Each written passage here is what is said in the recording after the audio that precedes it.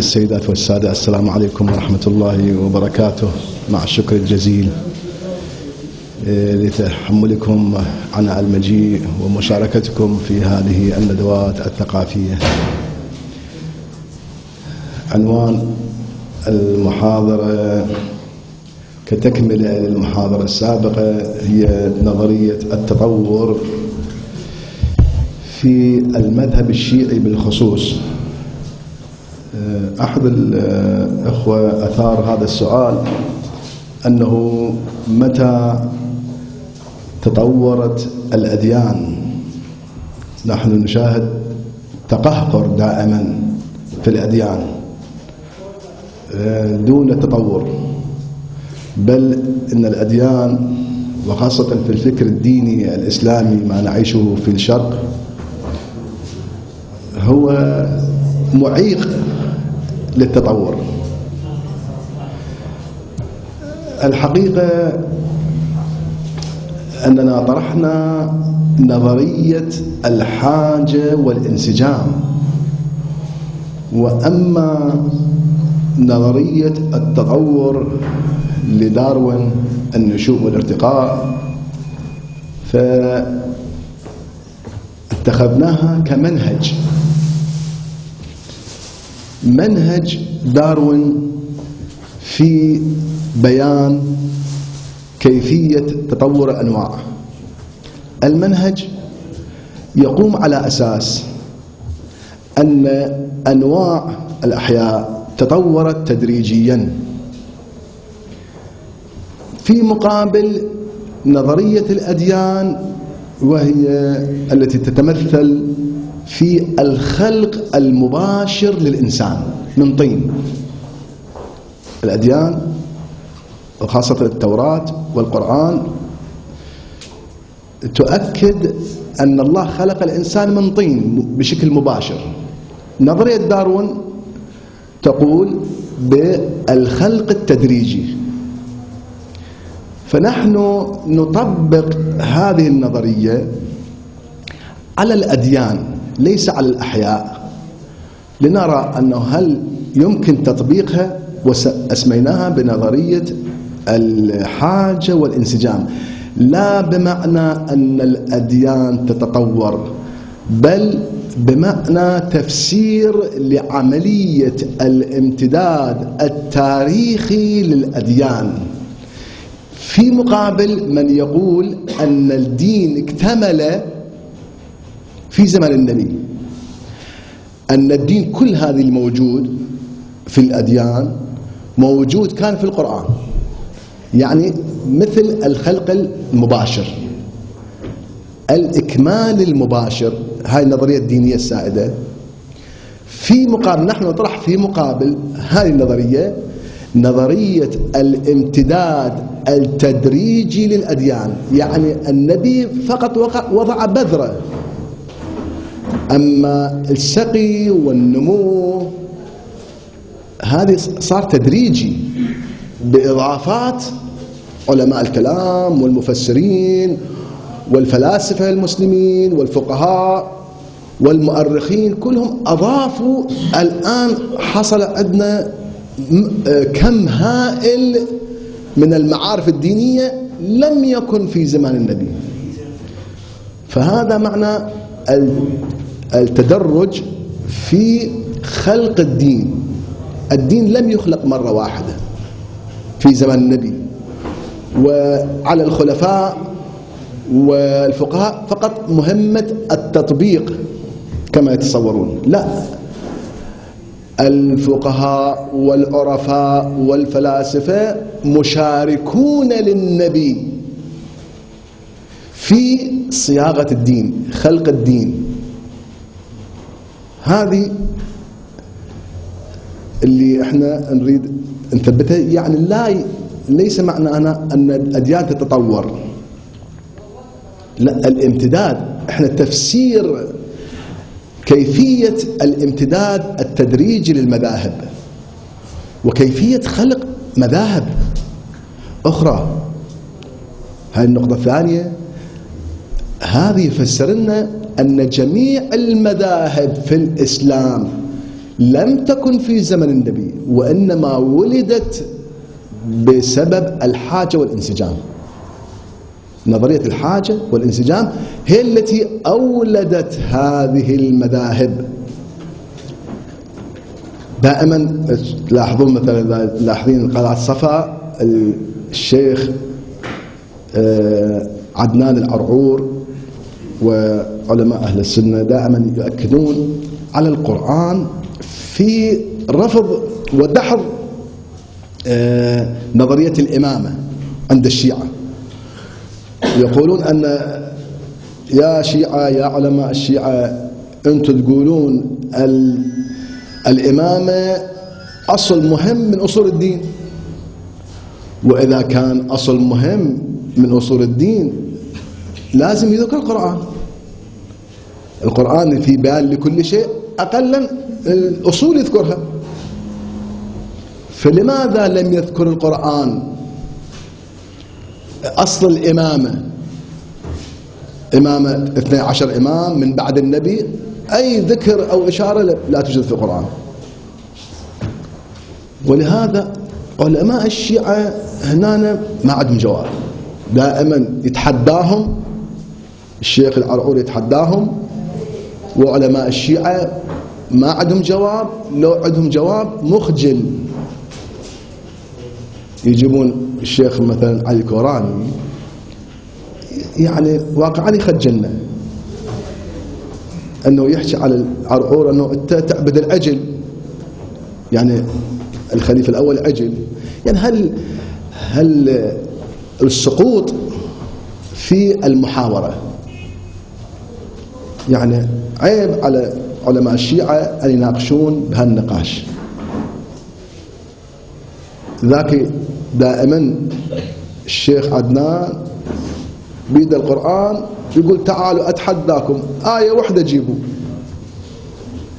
مو آية واحدة، في نهج البلاغة يتحداهم نهج البلاغة، ولا حديث للإمام علي أن الإمامة أصل من أصول الدين وأنه منصوص عليه من الله بأنه إمام. ما عندنا صحيح. يقول الخطأ من الشيعة، علماء الشيعة تصوروا كما الخوارج كل المذاهب تجر نفسها تريد تثبت أنه موجودة في القرآن، يعني إلها أصل في القرآن. أما إحنا على هذه النظرية ما نحتاج القرآن في إثبات أصل الإمامة. الإمامة في زمن نزول القرآن ما كان أكو حاجة إلها. هذه نظرية الحاجة والانسجام. قلنا أن العقائد وكل الأحكام في الدين والتشريعات وليدة الحاجة والانسجام. في زمن النبي كان هو النبي هو إمام، فما أكو داعي القرآن يجيب كلام عن الإمامة بعد النبي. فأساسا الحاجة منتفية، إذن القرآن لا ينبغي أن تكون فيه كلام عن الإمامة.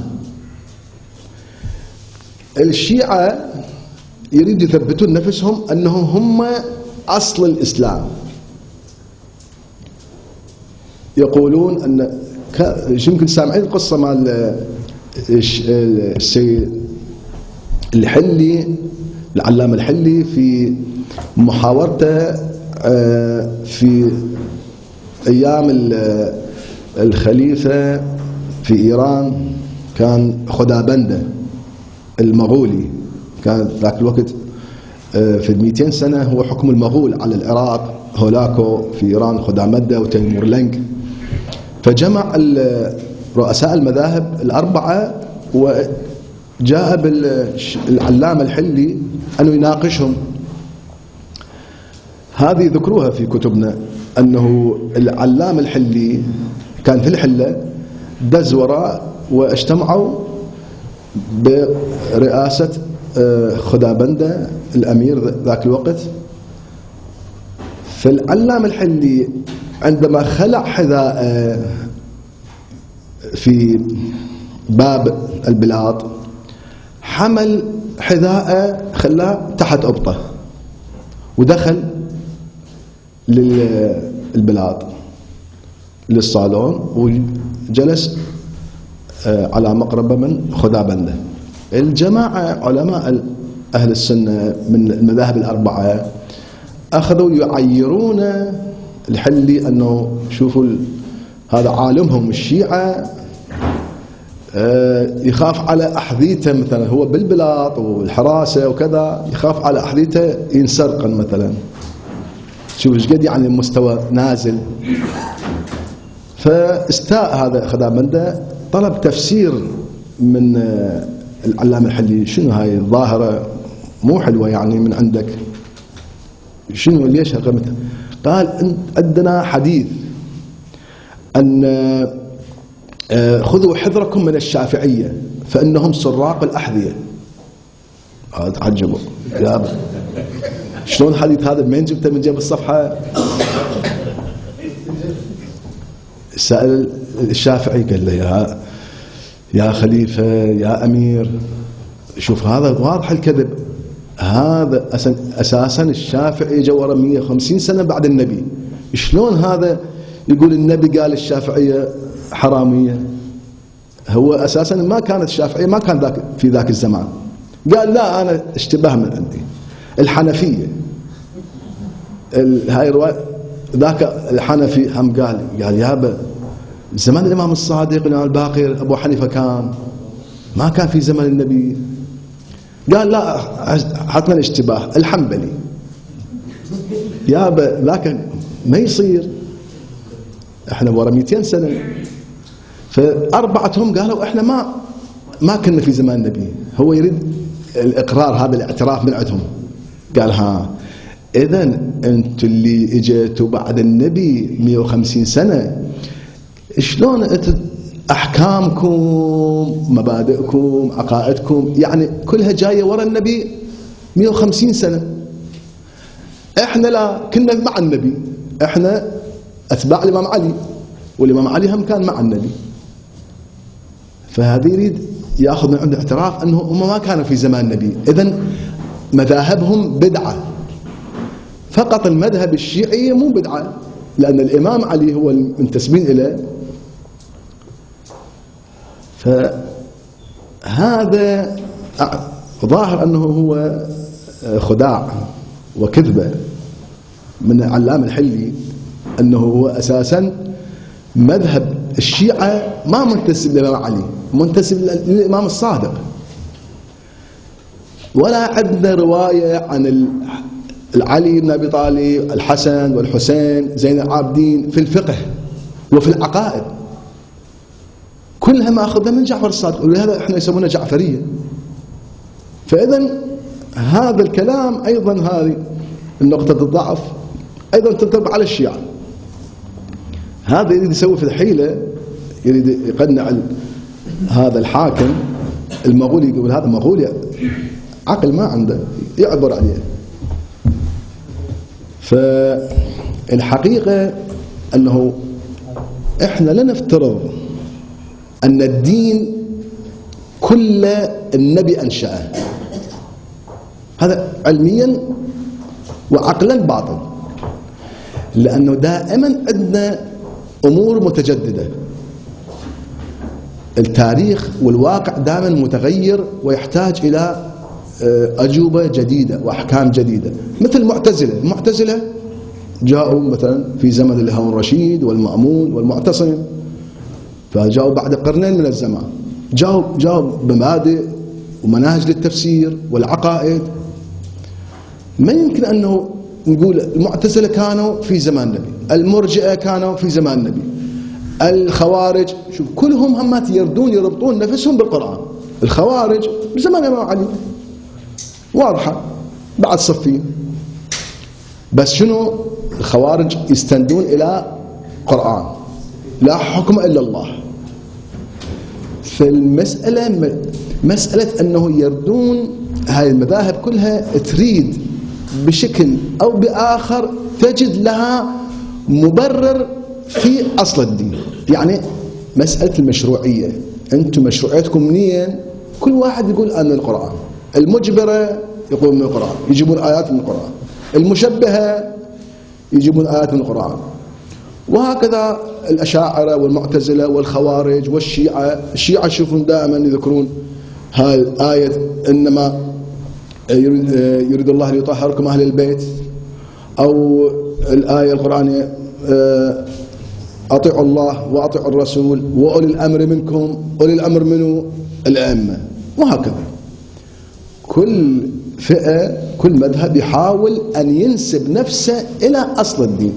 ليش؟ لأنهم يعتبرون أن الدين كامل.